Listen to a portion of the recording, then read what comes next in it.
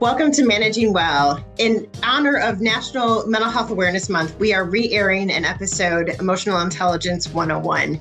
You know, people have so much stress from the workplace, and as people managers, we can really enhance the stress or take away from it, which really contributes to mental health. So take another listen to this episode.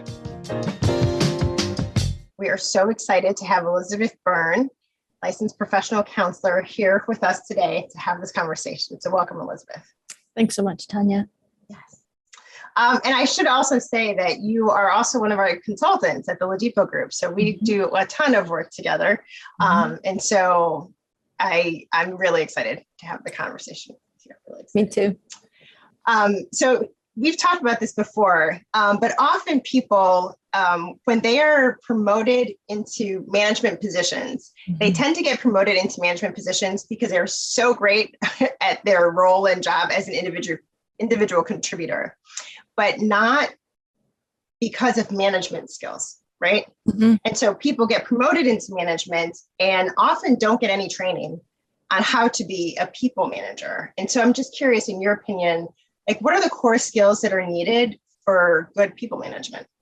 Yeah. I mean, you're so right. It's often people are put in a position to wing it. And so they have extra responsibilities, and now they have a team of people that they're also needing to manage. And it's a lot of stress with not often the appropriate scaffolding to position them for success. I think, one of the key things is communication styles. Because when you are an individual contributor, it's you communicating directly with your manager and your peers. But when you are leading teams, you need to be able to be multilingual, if you will, across people's various styles of communicating and understanding where they're coming from and how someone will best hear what it is that you're asking of them. And sometimes people come to the work with a level of rigidity, thinking, I should be able to just say this in this one particular way, and it's your job to pick it up and then move with it. But if we have this disconnect, you're just going to make your work so much harder, and also theirs, and raise frustration levels, and, right? It's just going to get harder and harder. So I'm kind of really hooking in on that last part that you just said, because it can be really easy to say, well, this is just how I communicate. Other people haven't had trouble with it, so why do I have to change? And to your point of, it actually makes your job harder. Right. Right. So if you put the effort into being multilingual in terms of your communication style and changing it to just, like you said, so people can hear it, it actually benefits you as a manager. It makes it so much more time efficient. You're actually able to meet your goals and deliverables so much more quickly and with less frustration across the entire team. And it gives you an opportunity to create buy-in with your team members so that then they're also excited, hopefully, for the work that it is that you're trying to work on and put through. We talk a lot about just the value of, value doesn't even feel like a strong enough word, because it's so essential, the level of emotional intelligence for folks to build, especially in their leadership work, because these are people. They're not robots, right? And so we need to be able to connect with folks in a person-to-person kind of way, not just in a, well, here's your list of tasks, now go take care of them. I have work to do, right? That another thing that I think complicates things for people in management is that they also have an extended list of tasks that they're expected to do, and they're often not given an appropriate amount of time to put towards people management, which is often the bulk of the time of your day. Like, you can be putting out fires with your team and interactions that they're having with others. And then you're trying to cram in your tasks at the end, which can then lead to just this cycle of frustration. And then people are more short-tempered when someone's struggling with something, because now this is more time out of my day and I'm going to be going home later and blah, blah, blah, blah, blah. So, I mean, so really organizations are beyond the people management, right? It needs to be structured in a way so people managers can be successful, right? Yeah. So they have time, to your point, so that they have time to tend to their team, which is necessary for the work to be done well. You know, you were saying that I was listening to you talk about kind of difference of here's your task, just do what I say, versus kind of paying attention to the person on your team doing the work and giving them more explanation and getting buy-in. And it's like it's a different way of working, right? And I would say, especially generationally, depending on, you know, where people's ages, but I would say probably 40 plus or mid 40s and up kind of came up during an era where you just do what you're told. Yes. Right. And I would say people younger than that are wanting exactly what you're saying. Like, well, why am I doing this? What is the purpose? Like, how can I add value? And so I'm just noticing, like, and now also there's what are there, 5 generations now working in the workforce together. So I'm thinking about the communication that needs to happen, but I think I just want to hear more about, like, it's a shift to a people-centric way of working, not a task-oriented way of working, right? Right. Well, and I would also kind of add in, like, it's also a shift away from a fear avoidance way of working, right? The do what I say kind of method comes with, like, do what I say so you don't get in trouble, right? And the thought around, like, there aren't any other jobs out there, and that you're lucky to have this one, and all these other sort of things that create a sense of fear in the employee, so that they're willing to stay later, they're willing to take on more work that they're not paid for. They're willing to put up with a whole mess of nonsense amongst their team.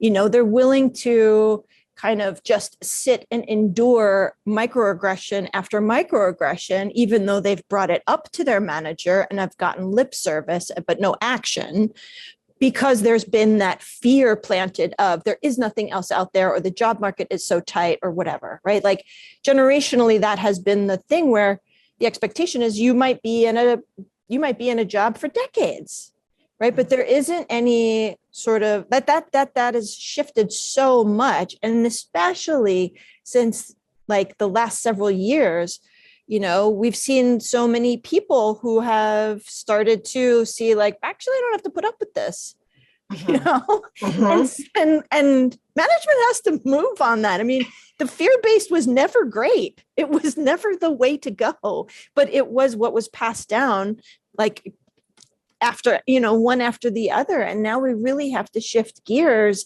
if people aren't already thinking about, like, how do I care for my team so that they're excited to be here? You know, like, if we're expecting people to spend the majority of their day at work, why are we not making it something that feels so fulfilling and exciting for them and connecting for them, where they're growing and it's improving their life in a multitude of ways?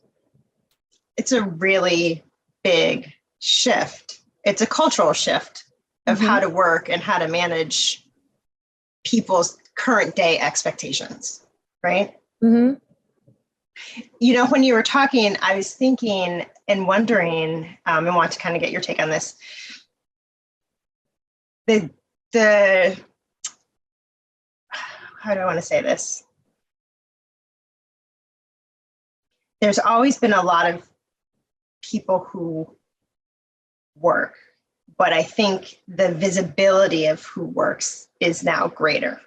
So what I'm trying to say is, you know, I think in the past, we think in the 1950s, you know, men went out to work, women stayed home.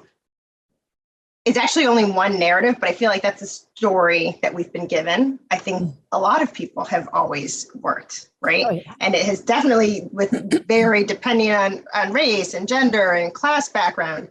But now we realize a lot of different people work. And in the way you were talking about kind of talent and workers saying, I don't want to endure being treated awfully anymore. Like the diversity of voices and perspectives saying that, I think is what I was thinking of, like part of the shift, the shifting the power dynamics. So that's just what came to mind when you were talking. Right. Yeah. And that's not something to be afraid of, like so many folks, I think traditionally are, it makes them nervous to think of the shifting of a power dynamic. But if everyone is seeing the value in the work that we're engaged in together on a team, then it doesn't matter as much who sort of is the lead of that team, right? Like, because if we are growing a team that is on board and invested, then anyone there could be someone to step up into that role at any given moment, right? Like, I think there's often been this practice of, again, that I think comes from a place of fear of, I need to make sure that you can't fire me, right? That I need to be, what's the word? Irreplaceable, right? And I have had peers in the past who it was just so striking, like the places that they would, their filing system was confusing. Nobody understood it but them.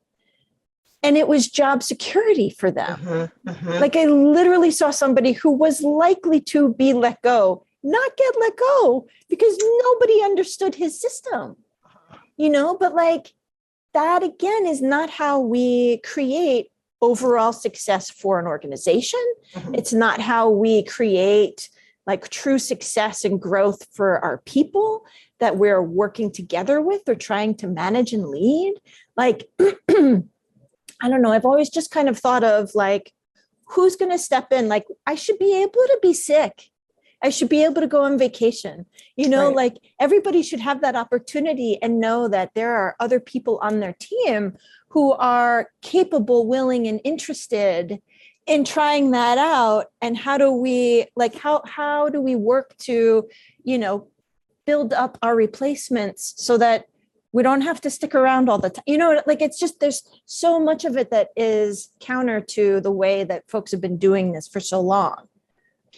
And so what would you say, I think, for people managers who, whether they're new people managers or they've been people managers for a long time, but are realizing they need to change their style to be more effective, like what exactly do they need to do differently? I think the first thing is some self-reflection around, am I trying to lead or am I trying to control? Because, well, I mean, again, to the fear piece, right? Like, am I dictating to my team or am I taking the time to explain to folks, this is our goal, this is what I want to accomplish, this is what I need your help with. Like, we need to work on this together and let's talk about the different tasks.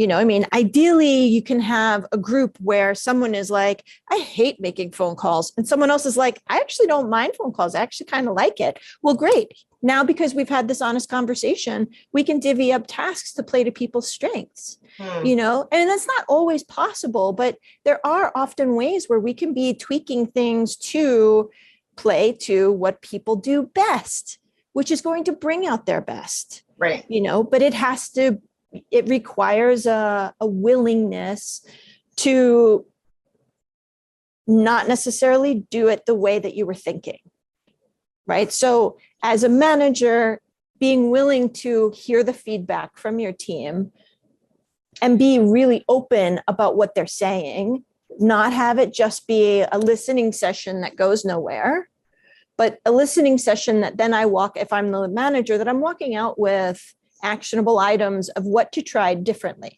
And then being transparent with the team, perhaps, of like, well, okay, so we have this thing coming up and I'm nervous to try things differently because we're on a tight timeline.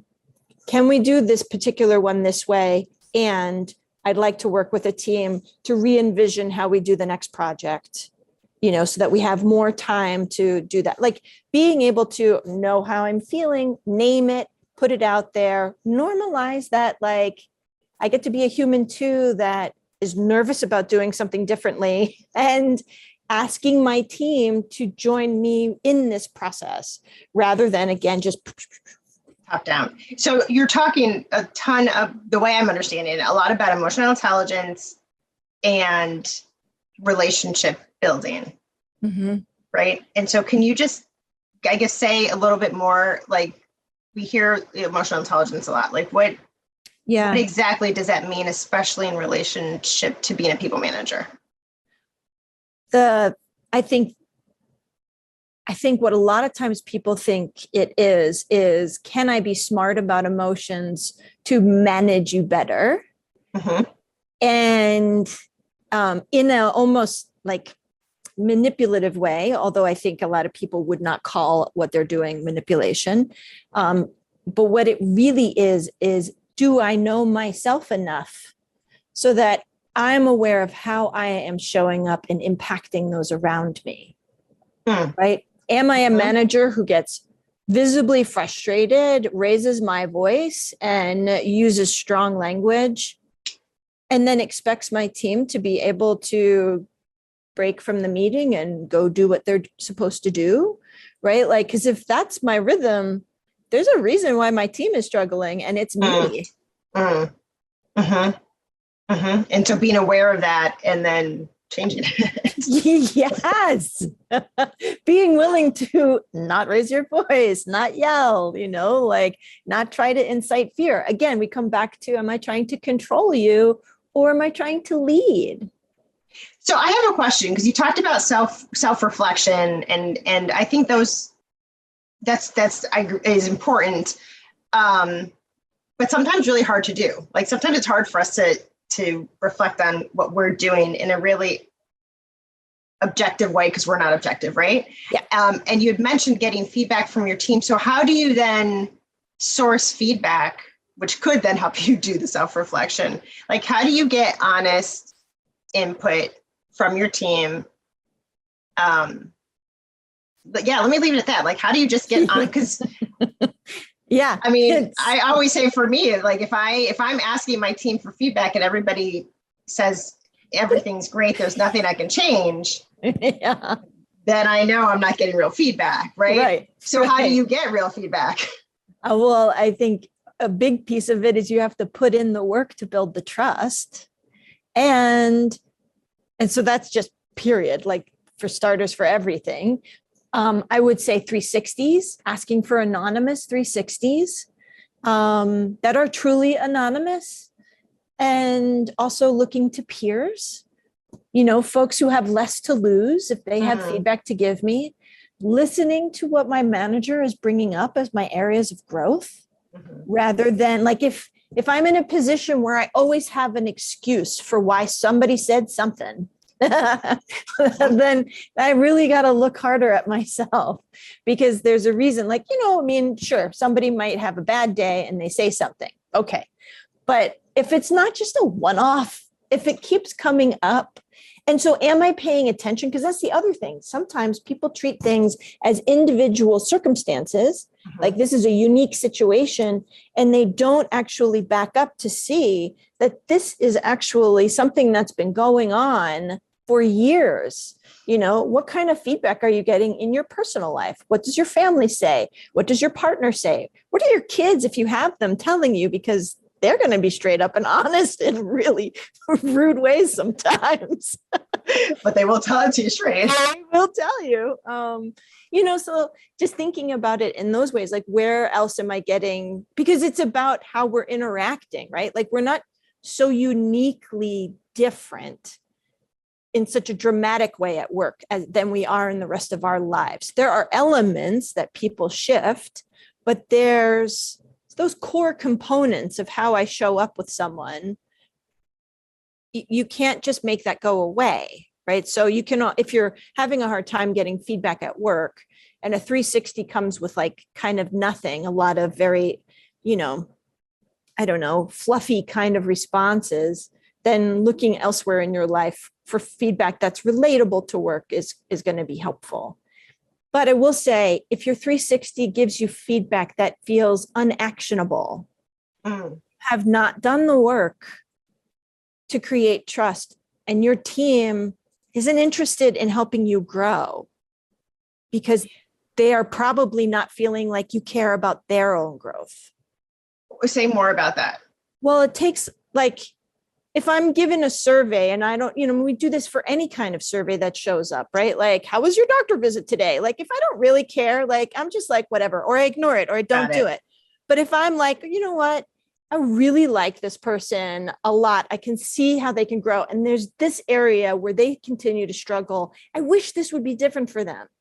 I'm going to take time to now do this because I'm invested in you. But if I'm in your, if you are leading me and I feel like you are not invested in me at all, and you're constantly asking more of me and providing less, and I'm having less time with my children, right? Then I don't care about your 360. So the more we talk, the more being a people manager is a huge responsibility. Yeah. I mean, huge. So paying attention to how you're reacting, caring for your team, building trust with them, investing in them so that they can also invest in you so that the work can be better.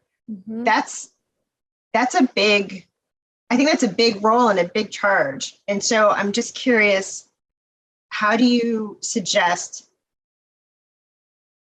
people managers do this on a daily basis? And I think the word I also wanted to pull into it was psychological safety. Because the way I'm hearing you talk is how are people managers creating environments where they can be vulnerable, where their team can be vulnerable,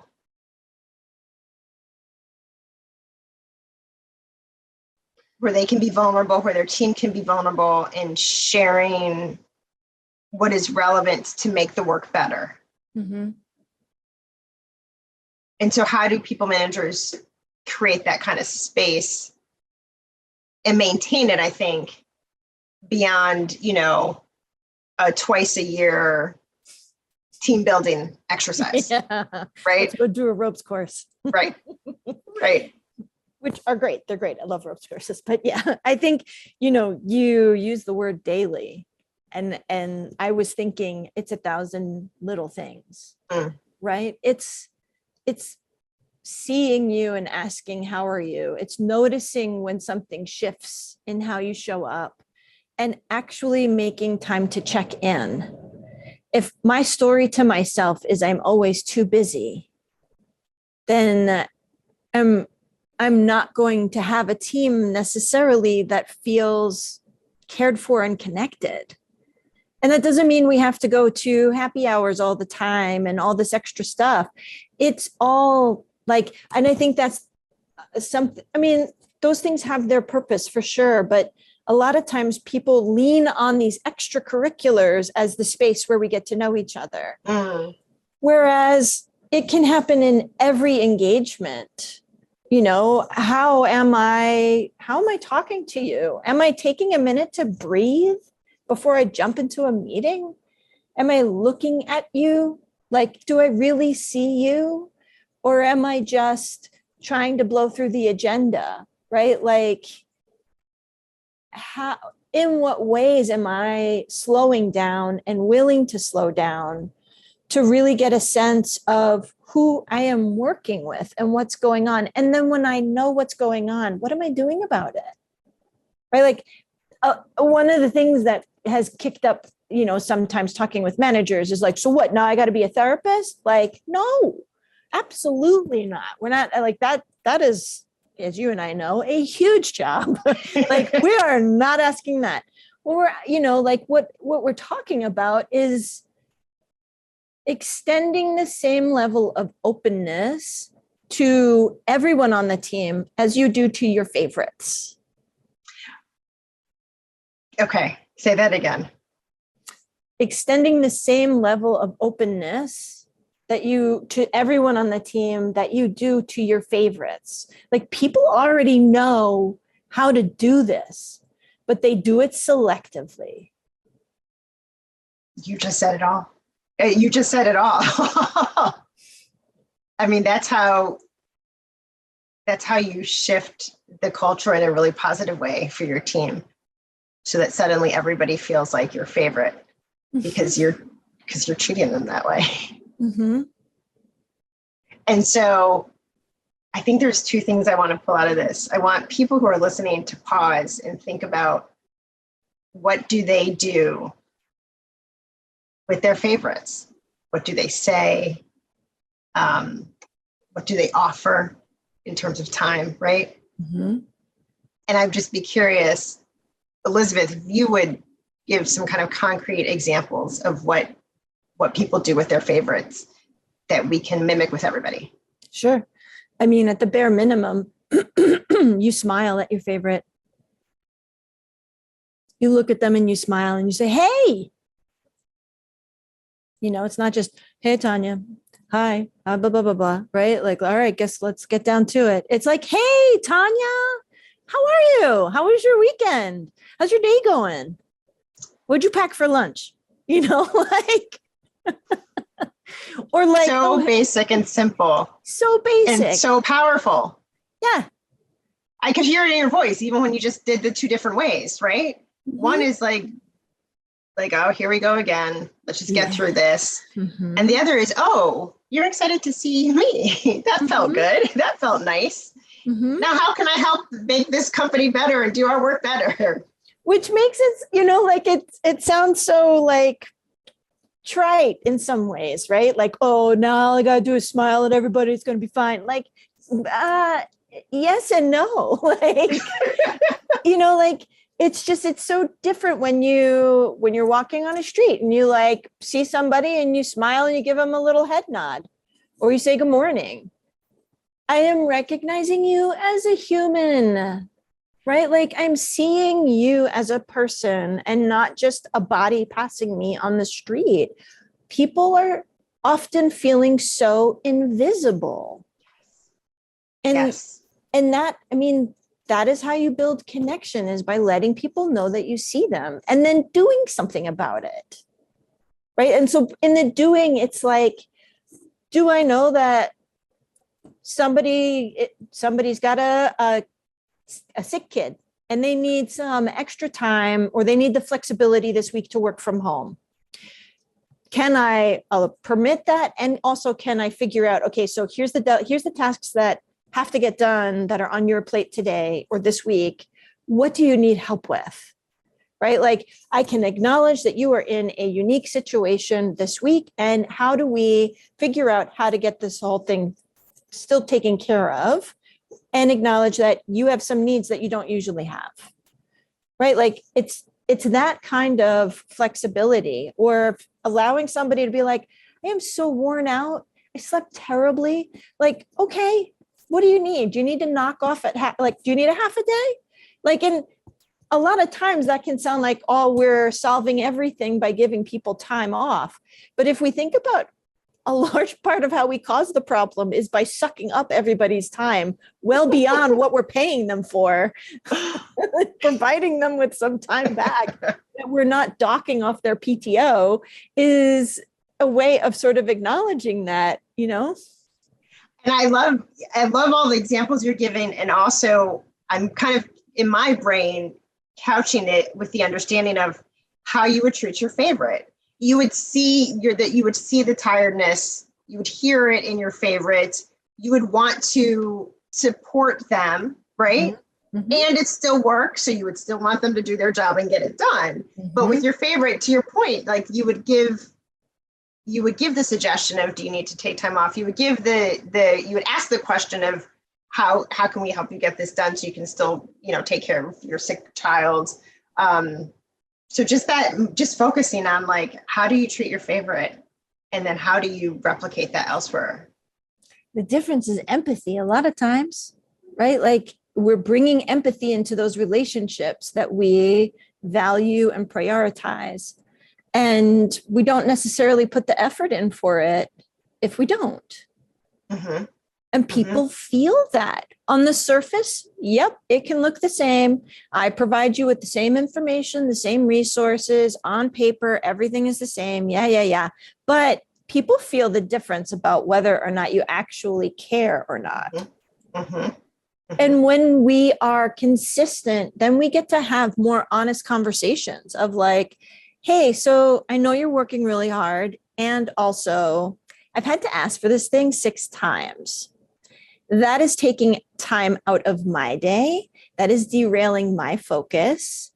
I don't really love it. What can we do to fix this problem? Right? As opposed to like, you're wasting my time. This is going on your performance improvement plan, blah, blah, blah, blah, blah, blah, right? Like, again, like am I coming from a place of seeking connection, which still gets to come with accountability? Yes. Or am I coming from a place of trying to instill fear because I want to control you? I'm also thinking as you're talking, I'm thinking about workforces that have diversity or trying to have more diversity, right? I'm thinking especially race, gender diversity, all kinds of diversity, but I'm really thinking race and gender, because I think what we tend to do is we tend to gravitate to people who are like us. I think that's just human, right? And so if we do that, then our favorites tend to be people who are like us, which means people who are not like us tend to feel excluded. And so if you're in management in a majority, right? So if you're a white man, for example, like who you might feel affinity to might be other white men. There's nothing wrong with that. It's just when they're treated differently, right? And so to your point, like if you're treating everybody like your favorite, it's almost a very, not almost, Elizabeth, it's a very intentional way to create this environment where everybody feels like they belong, where everybody feels seen. And then you're able to do it regardless of race, gender, religion, sexuality, ability, right? Regardless of identities and experiences, because you're treating everybody like your favorite. Right. If we're managing well, we are being consistent across everyone. Yes. And it's not going to just stop at work. Because if we're talking about how we connect and communicate with people, if I'm doing that and really truly value this, it's going to spill into my friendships, my relationships, every other way, like the way that I engage with, the person helping to ring me up at the grocery store. It's going to come across everywhere. Again, it leads me back to this is a powerful role to do well. Well, actually, I think people managers have a lot of power whether they do it well or not. Well, that's right? true. But I feel like maybe power is not quite the word I want to use here as much as responsibility, right? Because if you're making the change at work, and to your point, it also carries over into the rest of life. It's a big responsibility that I think we should just be thoughtful of. Yeah. And I think, some of the pushback that folks often have is that this is all well and good, but I don't have time for this. So say more. I think say more and give examples of how we can make time. Yeah. I mean, I think, again, we come back to the daily, right? Like the 1,000 little things.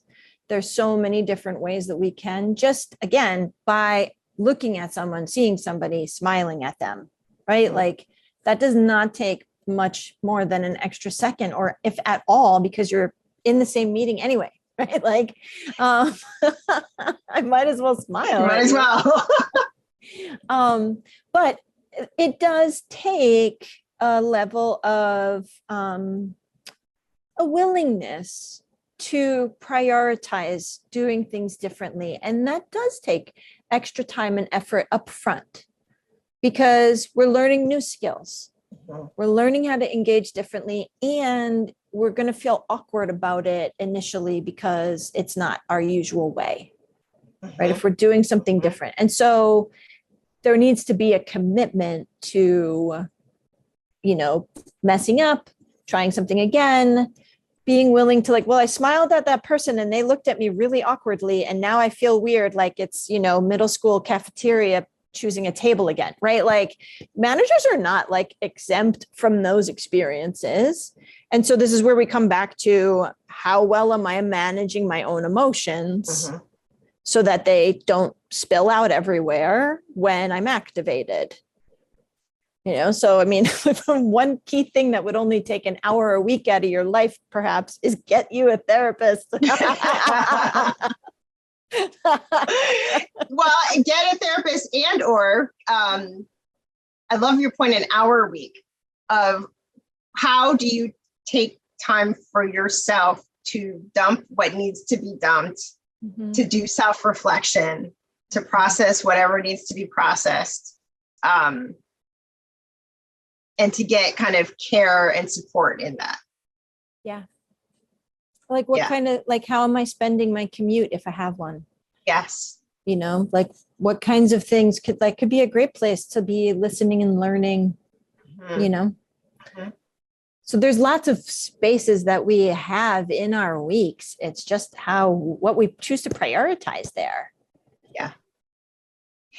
One thing I wanted to, I'm noticing the time, actually, two things. I was curious because you mentioned it at the beginning, just from an organizational perspective, that, managers aren't given enough time to manage, right? And so I was just kind of really curious what you think organizations can do to create better work environments and hold people accountable in doing so, right? So everybody feels included and